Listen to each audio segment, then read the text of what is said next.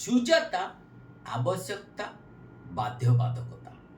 ସୁଜାତା ଆସିବାର ଆବଶ୍ୟକତା ଏଥିପାଇଁ ରହିଛି ଯେ 2 ବର୍ଷ ମଧ୍ୟରେ ବିଜେଡି ବିରୋଧାସନ ରହିବା ପରେ ନବୀନ ପଟ୍ଟନାୟକଙ୍କ ପରେ କେହି ନେତା ରହିଲେ ନାହିଁ ବା ନବୀନ ପଟ୍ଟନାୟକ ଯାହାକୁ ଚାହିଁଲେ ତିଆରି କରିବା ପାଇଁ ଅନ୍ୟମାନେ ତାଙ୍କୁ ତୀବ୍ର ଭାବରେ ବିରୋଧ କଲେ।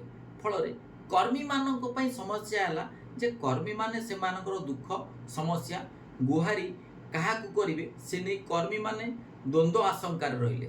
ଏବଂ ତୃତୀୟ ପକ୍ଷେ ଯଦି ଦେଖିବେ ଯେଉଁ 2 ବର୍ଷ ମଧ୍ୟରେ ଦଳ ବିରୋଧୀ ଦଳ ଆସନ ରହିଲେ, କର୍ମୀ ରହିଲେ, ନେତା ରହିଲେ ମଧ୍ୟ ସକ୍ରିୟ ଭାବରେ ରାଜନୈତିକ କାର୍ଯ୍ୟକଳାପ ତାର ଠିକ୍ ଭାବରେ ହୋଇପାରିଲା ନାହିଁ।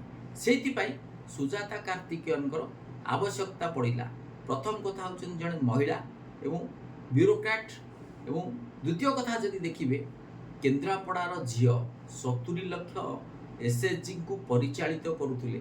ସେ ଆସିବା ଦ୍ୱାରା ଯେଉଁ ବିଜେଡ଼ିର ମହିଳା ଭୋଟ ବ୍ୟାଙ୍କ ମହିଳା କାର୍ଡ଼ ତାହା ବରାବର ରହିବ, ଏହାର ଗୋଟିଏ ସମ୍ଭାବନା ମଧ୍ୟ ରହୁଛି।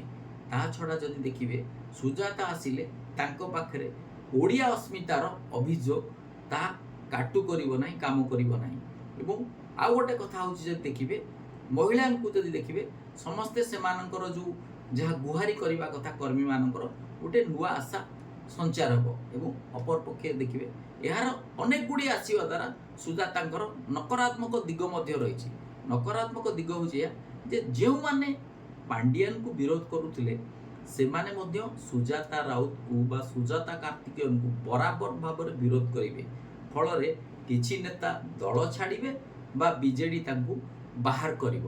ଏବଂ ଆଉ ଗୋଟେ କଥା ହେଲା ପାଣ୍ଡିଆନଙ୍କ ପାଇଁ 2024ରେ ବିଜେଡ଼ି ନିର୍ବାଚନ ହାରିଥିଲା। ତେଣୁ ଏ ଯେଉଁ ଅନିଶ୍ଚିତତା କଥା ବର୍ତ୍ତମାନ ଏଥିପାଇଁ ସୁଜାତାଙ୍କର ଆସିବା ଦାୟିତ୍ୱ ନେବା ଏବଂ ରାଜନୈତିକ ଅନିଶ୍ଚିତତାର ସମ୍ଭାବନା ମଧ୍ୟ ଦେଖା ଦେଇପାରେ।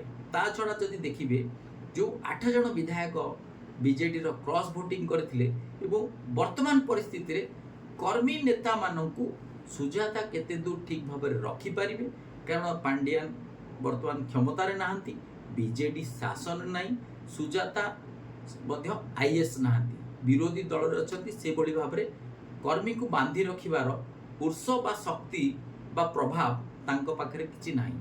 ଏବଂ ଏଇ କଥା ଯଦି ଦେଖାଯାଏ ବର୍ତ୍ତମାନ ସୁଜାତା ଡାଉଟ୍ ଅଫ୍ ବେନିଫିଟ୍ ଭାବରେ ଯଦି ବିଜେଡ଼ି ତାଙ୍କୁ ଆଣିଛି କେତେ ଦୂର ଲାଭବାନ ହେବ, କେତେ ଦୂର କ୍ଷତି ହେବ ନା ପ୍ରଫିଟ୍ ଇନ୍ ଲସ୍ ଆଶାରେ ବିଜେଡ଼ି କ୍ଷତି ସହିବନି ତ।